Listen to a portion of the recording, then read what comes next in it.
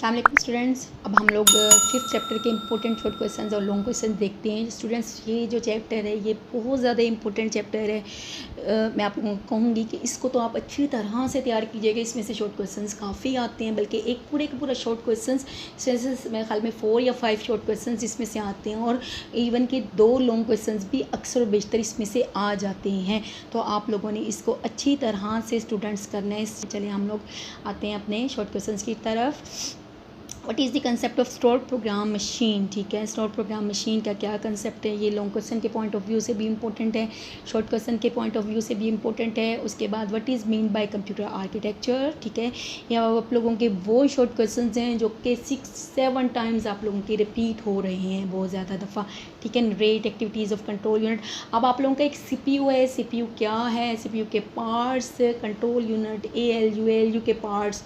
ठीक है, ALU के क्या पार्ट्स हैं, अर्थमेटिक यूनिट, लॉजिक यूनिट। ठीक है, इतनी दफ़ा इनमें से क्वेश्चंस आए हुए हैं शॉर्ट क्वेश्चंस के तौर पे। ठीक है, लॉन्ग क्वेश्चंस के तौर पे भी आ जाते हैं, लेकिन शॉर्ट क्वेश्चंस लाजमी इसमें से आएगा आप लोगों का। ठीक है, डिफाइन ALU। उसके बाद आपकी मेमोरीज़ हैं जितनी भी, मेन मेमोरी क्या है आप लोगों की मेमोरीज़ में, मेन मेमोरी या प्राइमरी मेमोरी आप लोगों की 2 हैं, रैम और रोम है। ठीक है, रैम और रोम के बारे में भी बहुत ज़्यादा आप लोगों के शॉर्ट क्वेश्चन आए हुए हैं, और आप लोगों के लॉन्ग क्वेश्चन भी आ सकते हैं। बेसिक आप लोगों का जो 5th चैप्टर है ये कंप्यूटर के आर्किटेक्चर को डिफाइन करते हैं, क्या कंप्यूटर का आर्किटेक्चर क्या होता है। ठीक है, तो शॉर्ट क्वेश्चन क्या है, define main memory.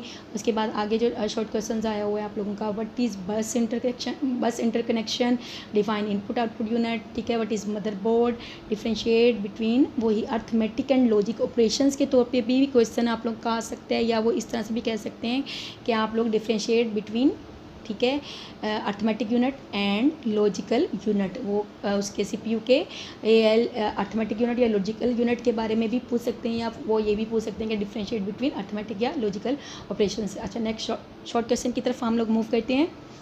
What is the concept of memory address. ठीक है, जब मेमोरीज़ आप लोगों को पता होंगी तो मेमोरी एड्रेस के बारे में भी पता होगा। ये देखिए, जितनी भी अगर आप लोगों ने दोनों मेमोरीज़, रैम और रोम, उनकी टाइप्स को अच्छी तरह से किया हुआ है तो उसमें ही मेमोरी का कंसेप्ट आता है। तो अगर आप लोग वो एज अ लॉन्ग क्वेश्चन कर लेते हो तो आप लोगों के शॉर्ट क्वेश्चन भी इससे रेलिवेंट सारे के सारे हो जाएंगे। अब देखिए, यहाँ पर वो रैम के बारे में पूछ रहा है कि हम रैम को रैंडम एक्सेस मेमोरी क्यों कहते हैं। ये भी आप लोगों का शॉर्ट क्वेश्चन बहुत दफ़ा आया हुआ है, या वो इस तरह से पूछ सकते हैं, why RAM is called volatile memory. ठीक है, अब इस तरह से इनकी टाइप्स में वो differentiate between SRAM and DRAM, इस तरह से भी क्वेश्चन पूछ सकते हैं, क्योंकि ये किसकी टाइप्स हैं, रैम की टाइप्स हैं। ठीक है, उसके बाद आप लोगों की, ठीक है, कैशे मेमोरी पे भी आप लोगों को वो क्वेश्चन आ सकता है, short question, right a note on cache memory या डिफाइन कैशे मेमोरी। ठीक है, या वाई वो यूज़ कैशे मेमोरी की ज़रूरत क्यों है। ठीक है, इस तरह से कुछ भी स्टेटमेंट्स को चेंज करके आप लोगों के शॉर्ट क्वेश्चन आ सकते हैं, आप लोगों ने उसके अकॉर्डिंगली आंसर देने हैं। ठीक है, आप ये रोम है, why ROM is called read only memory, इस तरह से क्वेश्चन आ सकता है, या सिंपली कह सकते हैं डिफाइन रोम, या why ROM is called non volatile memory. ठीक है बेटा, ये आप लोगों को डिफरेंस पता होना चाहिए कि वोलेटाइल मेमोरी और नॉन वोलेटाइल मेमोरी में क्या डिफरेंस है। वो सिंपली इस तरह से भी पूछ सकते हैं, differentiate between volatile and non volatile memories. आप लोगों ने इससे परेशान नहीं होना, आप लोगों को पता होना चाहिए इनका कंसेप्ट। ठीक है, अब इस तरह से टाइप्स ऑफ रोम भी आप लोगों की आ सकता है कि बहुत सारी आप देखें टाइप रोम्स की टाइप्स हैं, वो अलहदा से किसी भी एक टाइप को पकड़ के उस पर कह सकते हैं कि इसको डिफाइन करें। आप लोगों को ये सारी की सारी चीज़ें आनी चाहिए स्टूडेंट्स। ठीक है, आगे फर्दर मूव करते हैं। ठीक है, अब ये है क्वेश्चन नंबर 15 है, इसको हम लोग देखते हैं। How is data transfer from processor to memory. ठीक है, प्रोसेसर से मेमोरी में डाटा किससे ट्रांसफ़र होता है। अब ये देखें, ये आप लोगों को ट्रिकी क्वेश्चन है, ये सिंपल नहीं है, आप लोगों को आना चाहिए। अगर आप लोगों ने सारे का सारा किया होगा अच्छी तरह से तो आप लोगों को ये आता होगा। अगर आप स्टूडेंट्स, आप लोगों को मेरे किसी भी क्वेश्चन की समझ नहीं आती, उसके आंसर की समझ नहीं आती, आप मुझे कमेंट्स कर सकते हैं, मुझसे पूछ सकते हैं। ठीक है, मैं आप लोगों को उसका आंसर करूँगी। ठीक है, यहाँ पर मैं एक्सप्लेन नहीं कर सकती, इतना टाइम नहीं है, मैंने सारे क्वेश्चंस को कवर कर रहे हैं। ठीक है, आगे है question number 16, describe DMA with respect to input output unit. ठीक है, DMA डायरेक्ट मेमोरी एक्सेस, इसका क्या कंसेप्ट है, इसको आपने डिफाइन करना है with respect to input output unit, या आप वो सिंपल कह सकते हैं डिफाइन DMA। ठीक है, नेक्स्ट क्वेश्चन क्या है, स्टेट, सबसे इंपॉर्टेंट क्वेश्चन। ठीक है, मुझे तो ये बहुत ज़्यादा इंपॉर्टेंट लगता है। ठीक है, यूज़ ऑफ रजिस्टर्स, कि आपने रजिस्टर्स का यूज़, ठीक है, रजिस्टर किस पर्पज़ के लिए यूज़ करते हैं हम लोग, इसके बारे में बताएं। आगे आप लोगों के बहुत सारे रजिस्टर्स हैं, स्पेशल पर्पज़ रजिस्टर्स हैं और आप लोगों के जनरल पर्पज़ रजिस्टर्स हैं। वो कुछ भी पूछ सकते हैं कि आप लिस्ट स्पेशल पर्पज़ रजिस्टर या स्पेशल पर्पज़ रजिस्टर्स के नेम्स बताएं या आप जनरल पर्पज़ रजिस्टर्स के नेम्स बताएं। आपको इन सब के नेम्स आने चाहिए बहुत अच्छी तरह से, और वो किसी एक को नोट भी कर सकते हैं कि डिफ़ाइन करें प्रोग्राम काउंटर रजिस्टर को या मेमोरी बफर रजिस्टर को या मेमोरी एड्रेस रजिस्टर को, ठीक है। ये सारे के सारे क्या हैं, स्पेशल पर्पज़ रजिस्टर्स हैं, ठीक है। नेक्स्ट आप लोगों का जो क्वेश्चन है, डिफाइन एक्यूमुलेटर रजिस्टर, ये आप लोगों का जनरल पर्पज़ रजिस्टर है, या आप इनलिस्ट करें, बताएं इनके जो आप लोगों के जनरल पर्पज़ रजिस्टर्स हैं उनके नेम्स को मेंशन करें। आप इस तरह से भी पूछ सकते हैं, ठीक है।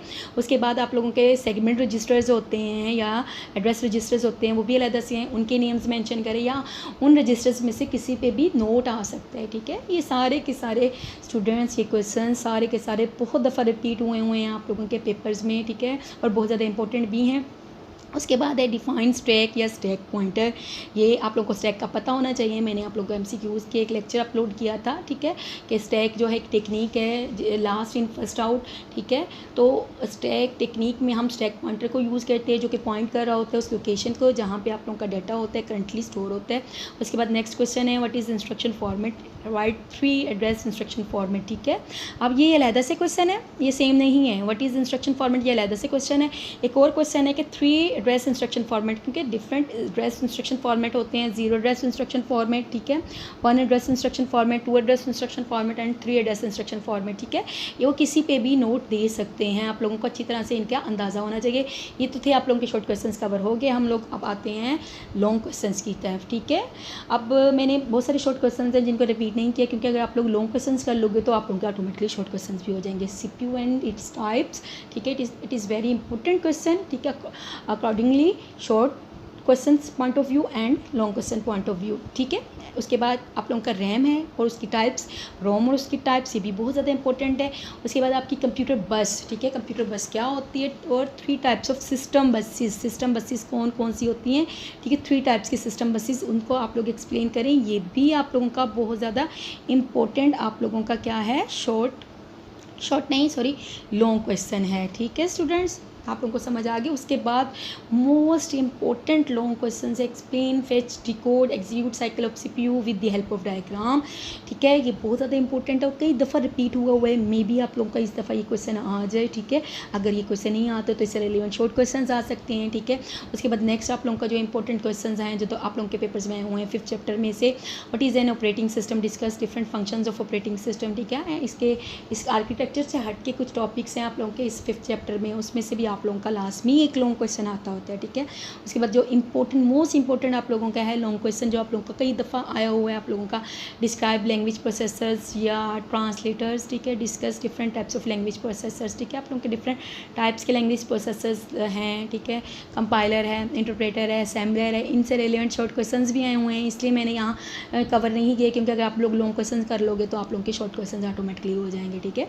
Registers and special purpose registers, ये भी आप लोगों के लॉन्ग क्वेश्चन के पॉइंट ऑफ व्यू से आप लोगों के पेपर में आ सकते हैं, शॉर्ट क्वेश्चन के तौर पे भी आ सकते हैं। स्टूडेंट्स अगर कोई लॉन्ग क्वेश्चन के पॉइंट ऑफ व्यू से नहीं आता तो वो लाजमी उसके शॉर्ट क्वेश्चन पेपर में आए होंगे, आप लोग किसी भी पॉइंट ऑफ व्यू से उसके कर सकते हो, ठीक है।